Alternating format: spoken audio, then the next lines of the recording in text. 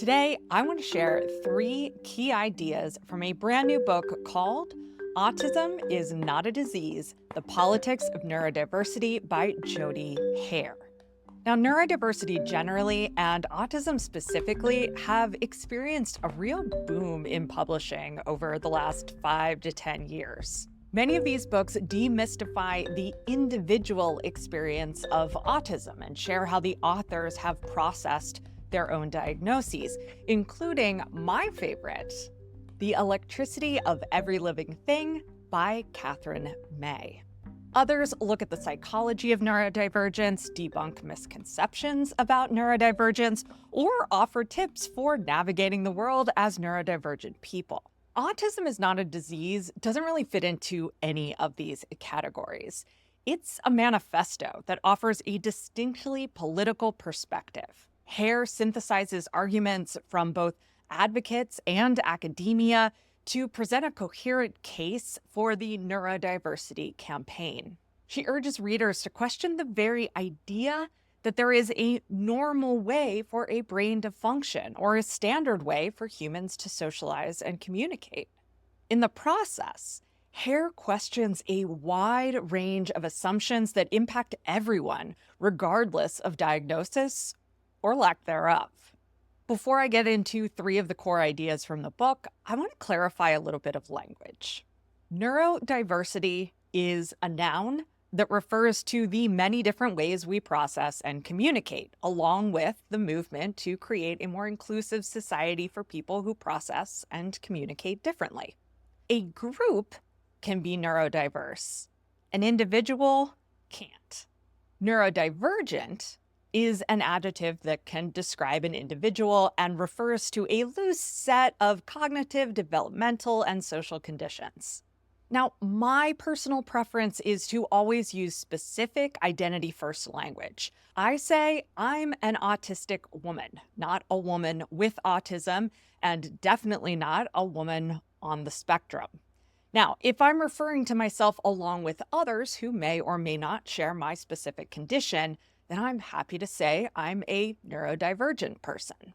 Because Hare's book concerns a whole group of people with various conditions and intersecting identities, you'll hear me say neurodivergent when referring to people and neurodiversity when referring to the movement. Idea number 1, neurodiversity is a political movement. Hare writes, instead of framing us as outsiders who do not fit into society, the neurodiversity campaign understands that the way we have structured society does not successfully account for all its members.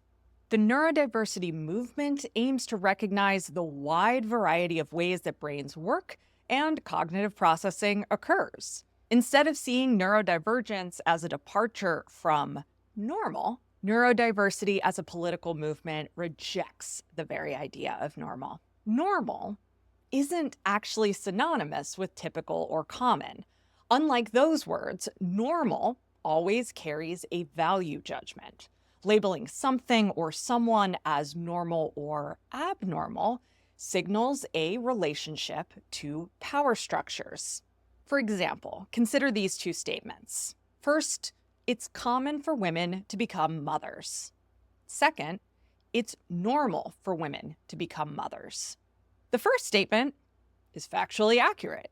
The only thing it implies about women who don't become mothers is that they've made a less common choice. But the second statement is different. Saying that it's normal for women to become mothers implies that it's abnormal for women not to become mothers.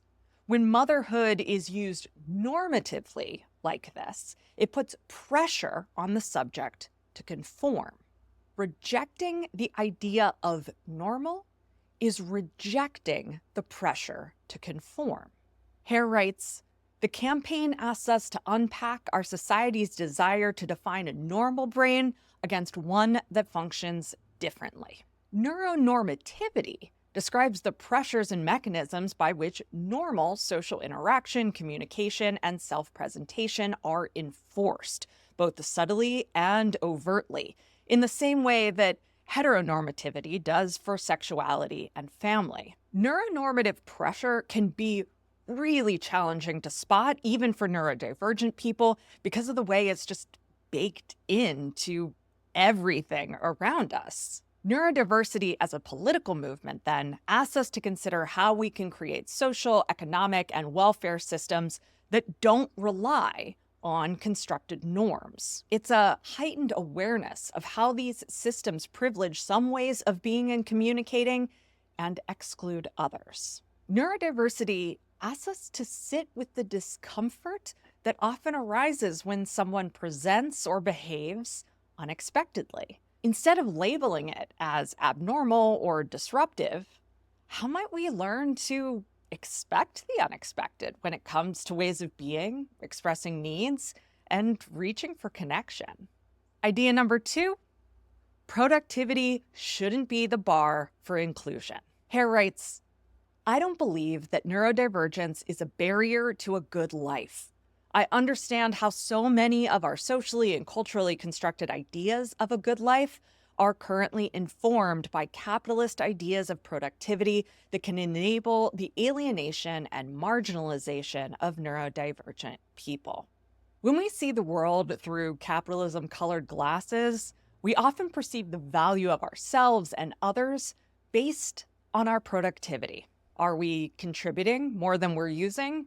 Are we doing our fair share? Are we makers or are we takers? Now, I know, not you. You've learned to resist placing people and activities in a hierarchy of economic utility. And I do believe you.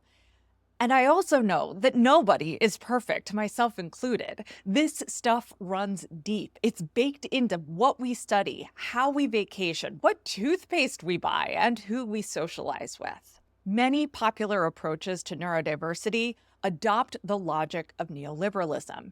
These approaches look for ways to maximize the economic utility of some neurodivergent tendencies and encourage individuals to view stigmatized traits as superpowers in the workplace. While those approaches can certainly help us survive our current systems, they don't bring us any closer to a more inclusive society. Hare writes, until we stop viewing human life through the prism of work, inequality will remain or continue to worsen.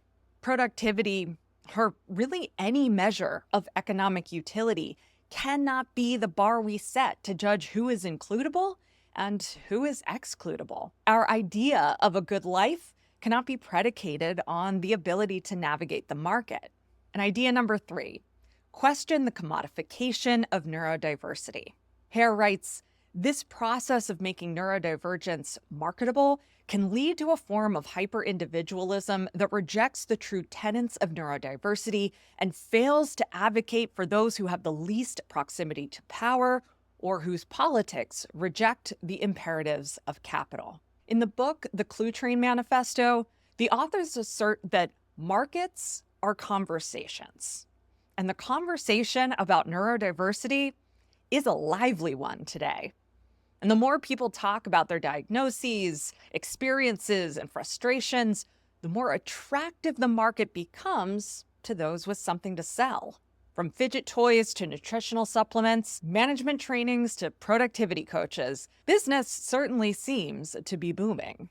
While many of these products and services are, at best, placebos, others do make a real positive difference, and we should have access to products designed with our specific experiences in mind. However, trying to solve social and political exclusion with consumer goods only reinforces the perception that neurodivergent brains are faulty and abnormal. What's more, access to consumer goods aimed at neurodivergent people is certainly not equal.